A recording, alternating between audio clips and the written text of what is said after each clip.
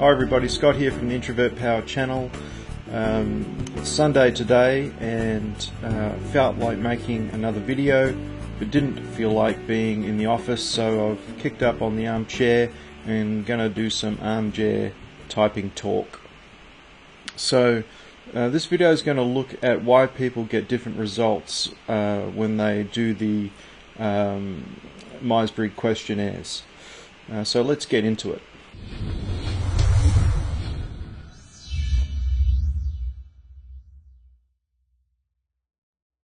So this video will be sort of broken into two parts. The first part will be just looking at the sort of mindset that we have when we complete the questionnaires, and the second part will be looking at how to interpret the results once we do have the right mindset. So the main reason people get different results is the mindset that they are in when they answer the questions. So a lot of people just jump online, might be at work or after work or whatever, and just not really think about the sort of mindset they're in and just start answering the questions. So what happens is people can be doing these questionnaires at very different times. So they could be doing, they could have done one at work, and then 6 months later they did one while they're on holiday. And then they did another one at work, and or they did one when they were hanging out with all their friends, and all of these different contexts put us in a different sort of mindset, and if we're not sort of conscious of that, then we're going to be influenced by that context. We're going to be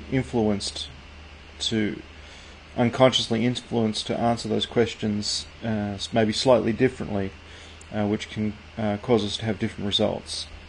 And what's important, or the better way to answer those questions is to adopt what we call an at-home mindset. So we're not at work, we've got an at-home mindset. So we want to be in our more natural mindset, in a more natural state to answer those questions. So we can sort of adopt I've got the weekend to do whatever I want and do and be however I want to be, and so from that position let's answer those questions. Or I'm on holiday and and I've got the whole time to live the way I naturally live, and let's answer those questions. Because what a lot of people do is they like there might be a question about do you like to introduce or be introduced? And if you're in a role where you're needing to introduce people all the time, so you've got to sort of assert yourself and put yourself out there, you're kind of stretching yourself to do that.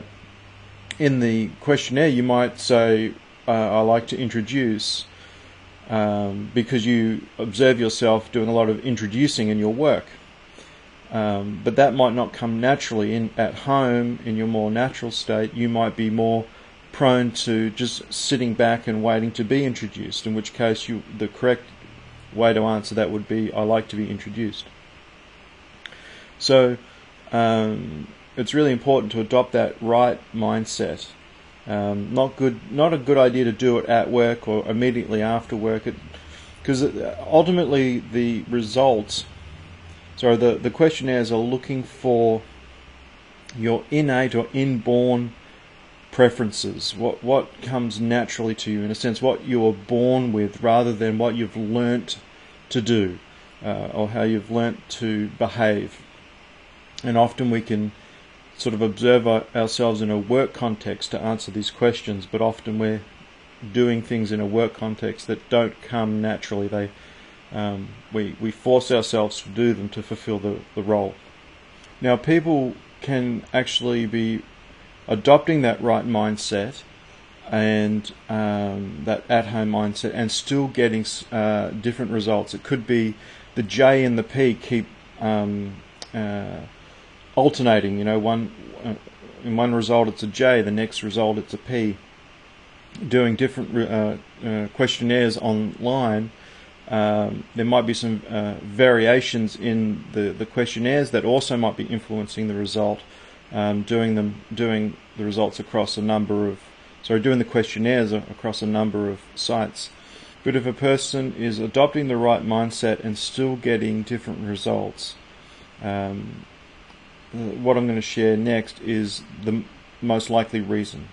So before going into this, it's worth noting that Myers-Briggs reports, I'd say the online free versions as well as the paid versions, all they do is give us back the result that we have given them. So it's not as if, we answer the questions and then it goes through some complicated process and then they tell us what our type is. They're essentially just giving us back what we think our type is. So what I have here is a report that's called the Step 2 Interpretive Report, which is the most detailed report, or one of the more detailed reports available from CPP.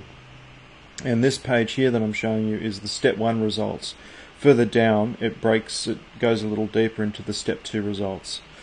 So you can see with this person here that they're slightly clear on their preference for introversion. So that means that when they were answering the questions, they only answered a couple more introversion questions than extroversion questions. So they're essentially saying, like, on 55% of the time, they would sort of behave in an introverted way, if you like. Whereas there are times where they might behave in an extroverted way. And the Step 2 results will help explain what that looks like in more detail. The next one down, the sensing versus intuition, they're moderately clear, so they've got more clarity about the fact that they feel they're a sensor than an intuitive.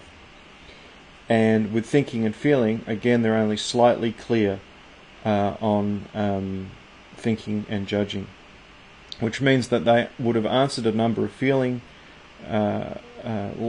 answered a few feeling questions and perceiving questions, like leaning towards perceiving on various topics.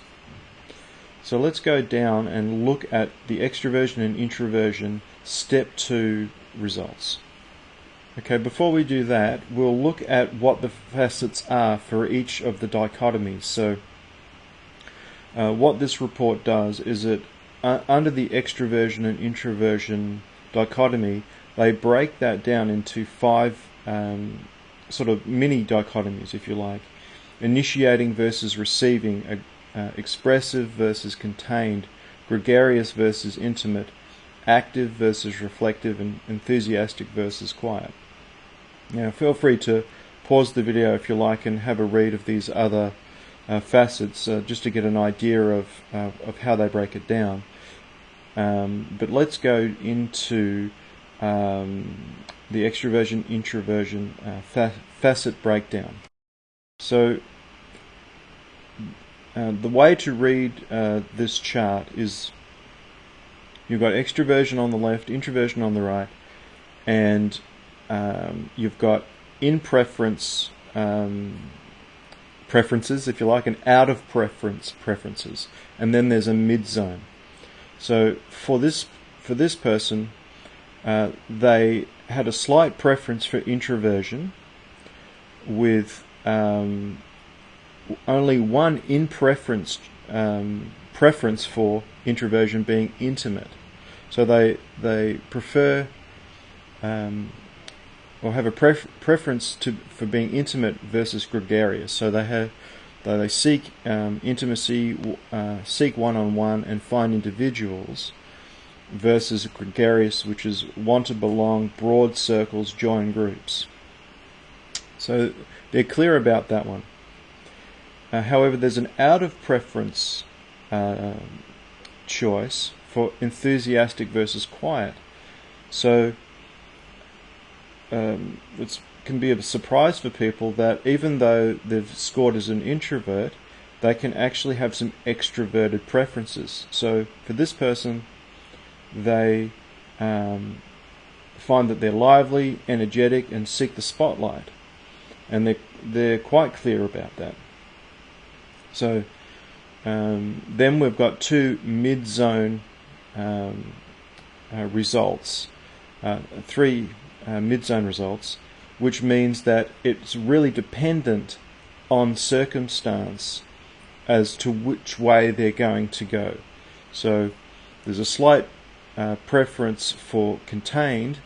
However, there could be times where they could be expressive under other circumstances. So what this does is this person, they could have times when they choose to be more expressive than contained, or they could even choose on other occasions to be initiating versus receiving. So it all depends. They could go either way, essentially. So looking at this, all they would have needed to do is answer one or two questions on an extroverted way, and they would have come out an E. So in regards to the 4-letter type, all we're really looking for is where do you lean mostly towards the 4 dichotomies. So even if it's slight, there's a slight leaning for introversion, so we put the I there, but then when we break it down, we can get an understanding of why it's only slight, because they can have out of preference extroverted preferences as an introvert, and vice versa. Okay, now looking at the sensing versus intuition, they are much more clear in their preference for sensing over intuition. So they prefer concrete, realistic, practical, and experiential over abstract, imaginative, conceptual, and theoretical. So, hands-on, concrete communication. Let's just look at the facts. However, there is one out of preference choice for original versus traditional. So there are times when they prefer the unconventional, the different, the new, and unusual over traditional, conventional, customary, tried and true. So while they like concrete, realistic, factual,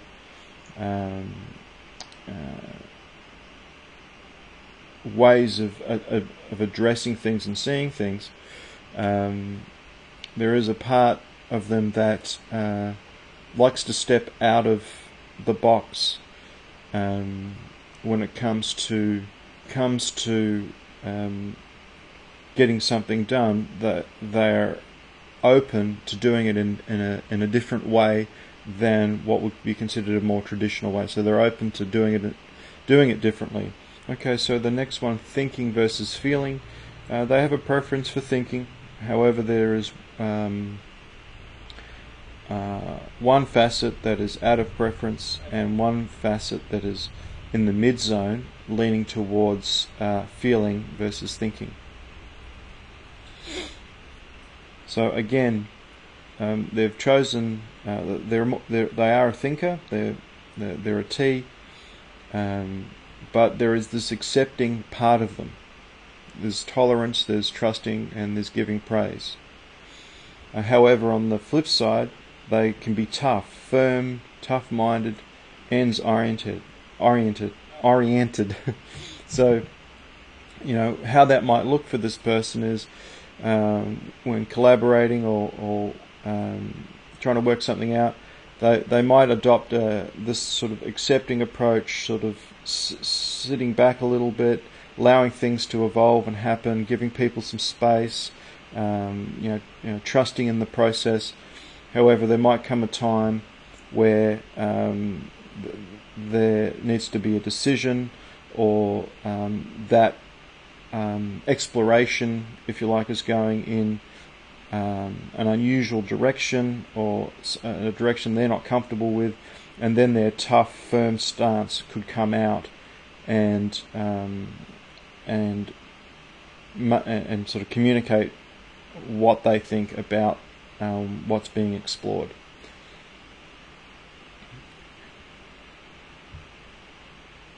So it's possible for somebody like this that they might need to be aware that to other people, initially there's this sort of accepting nature, and that could sort of draw people in, but then their tough-minded and firm approach could shock people, and it would be really helpful for this person to be aware of that when negotiating and interacting in the workplace or family or whatever. So the last one, judging versus perceiving, this is a really interesting one. So again, if you look at this, according to their results, they only have a very, very slight preference for judging versus perceiving. So preferring decisiveness and closure versus preferring flexibility and spontaneity. However, as we're looking at the results, 3 of the facets are leaning towards perceiving. So this area could be potentially very confusing for this person trying to figure out what their type is without getting some results like this. That helps explain that while they have a leaning towards judging, a slight leaning towards judging, it really depends on, when we break it down, it depends on various aspects of them.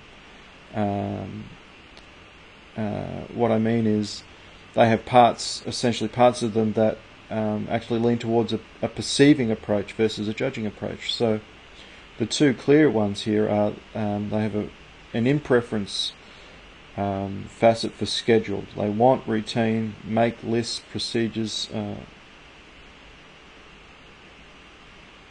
Procedures help. So they like to be scheduled.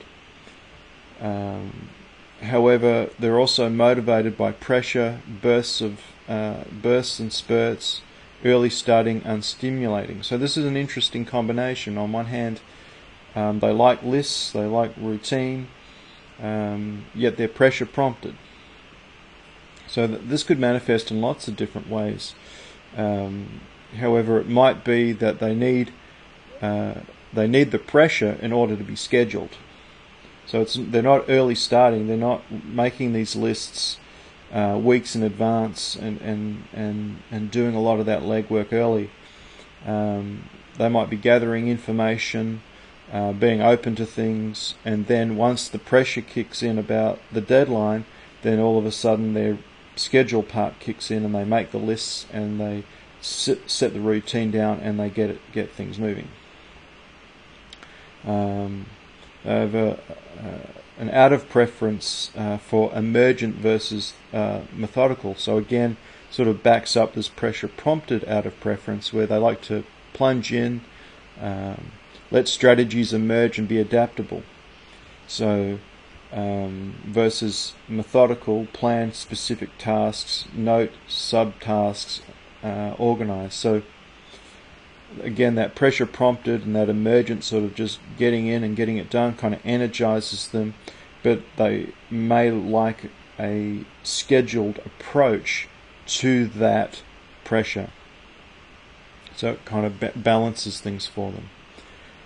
And the other 2 up here, both mid-zone, so they could be systematic or casual depending on circumstance, even however they have a leaning towards a casual.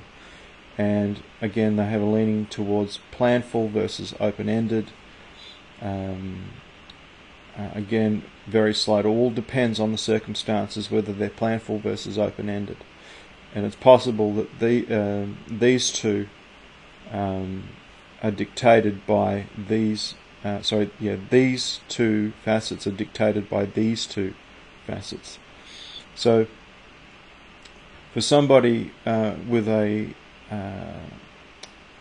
judging preference that is like this could have a real hard time, spend lots of time trying to figure out, are they a judger, are they a perceiver, and just get stuck in trying to figure all that out, when really if they within themselves they have both judging and perceiving parts of themselves.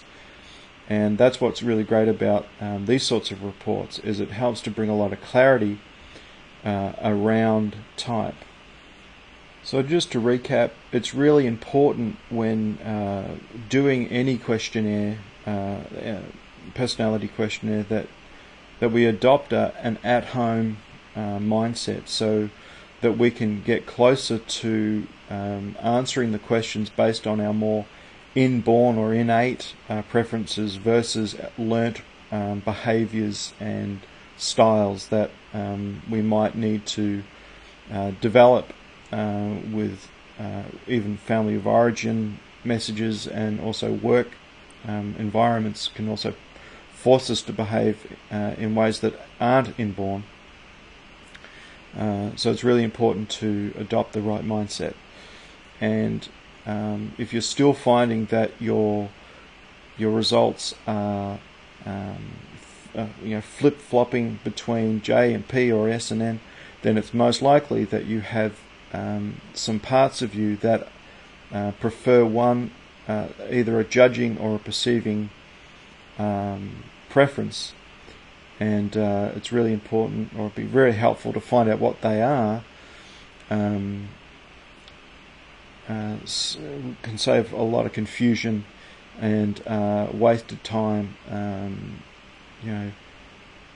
trying to figure out, am I a J, am I a P, and these sorts of things. And essentially you can then be more certain about what your type is and how it manifests uniquely to yourself, and then just get on with life, essentially.